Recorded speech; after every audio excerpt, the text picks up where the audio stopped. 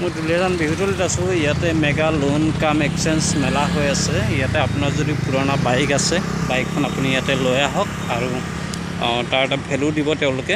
আৰু ভেলুটো দিয়াৰ পিছত আপুনি এখন নতুন বাইক বা স্কুটি লৈ যাব পাৰিব। সেইটো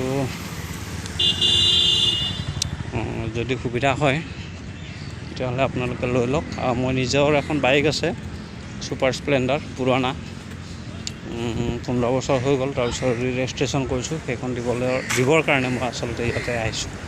কি হয় নাজানো, হওক পুৰণা বাইক এইবিলাক বাইক।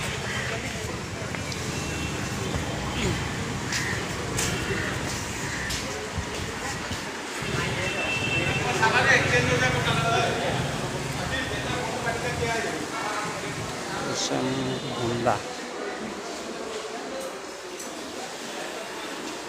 দাদা কেই তাৰিখলৈকে থাকিব? আমি 4 দিন আছোঁ। 4 দিন ন? থাৰ্ছডেলৈকে আছোঁ আমি। আজি প্ৰথম নেকি? আজি প্ৰথম। ঠিক আছে।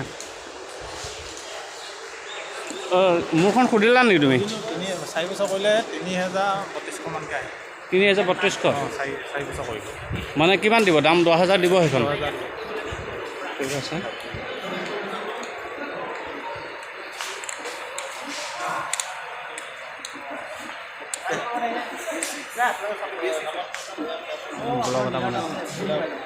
জগতদা আপুনি ল'লে? ল'মহে ৰ।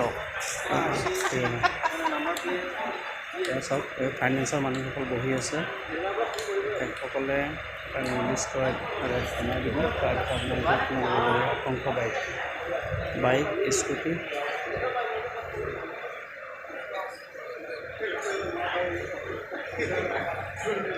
চাওক।